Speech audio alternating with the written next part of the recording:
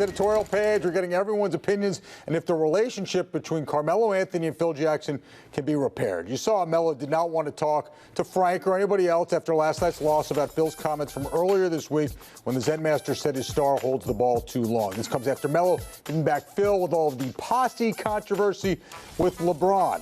Moose, can you see this relationship being repaired?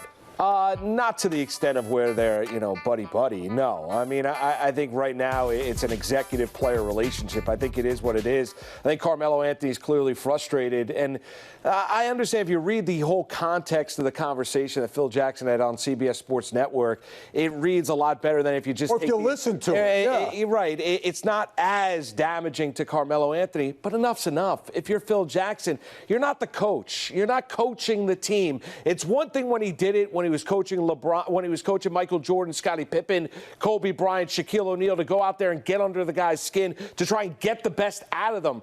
You're an executive. You've decided you don't want to coach anymore. Physically, you can't go out there and do that. At this stage, you're creating more headlines and more drama than you need to. It's comments that shouldn't be made, and it's more on Phil Jackson than anything else. But his mindset, meaning Phil Jackson's, hasn't changed. He's the same, has the same mentality as when he was coaching, when he would tweak his own players, stuff like that. This guy can't help himself, and he's not going to change. The thing I'll say to Carmelo Anthony is this. He knew Phil Jackson was going to be here. He had a chance to get out. Now he's seeing what it's like to live under this. Yeah, I'm not wound up about it. It's not the Kumbaya basketball league. It's the, this is pro. You have to deal with these kind of things, and if the man's the president of the team, he can say what he wants. Now, would I question Phil's timing? The Knicks are playing well, and he's talking all this kind of stuff about Carmelo, and yeah, I don't blame Carmelo for not, for being angry about the posse comments too, because that was ridiculous. I mean, so if they have a bad relationship, as long as it works on the court, I don't really care about it. But what's the purpose of making the comment?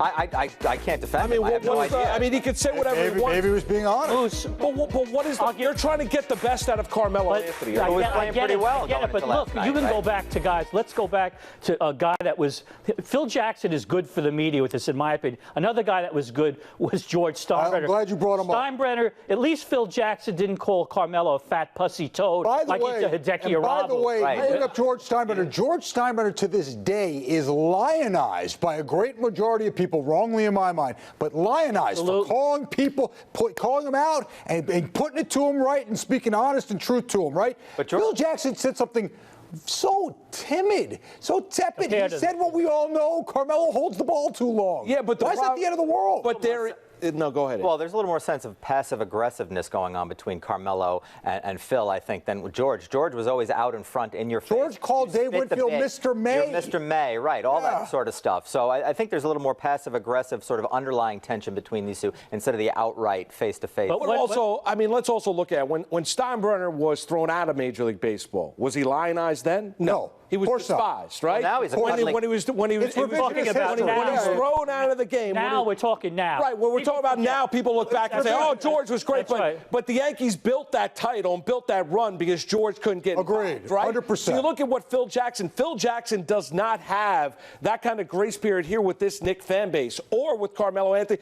People are tired of hearing about the triangle offense, which they barely run anymore. When you watch this Knicks team play basketball, they're tired of hearing about the tweets. They're tired of hearing them going out there making comments about other organizations or talking about the past. Phil Jackson, the amount of money that he is being made was brought back here to make this team a much better basketball team, watchable, a playoff team once again. But you look at where this team is. They're playing quality basketball. But he wasn't brought in here to change who he was, and that's who he is. And by the way, Carmelo Anthony's getting paid a lot of money, too. He could have more than 2.5 assists a game.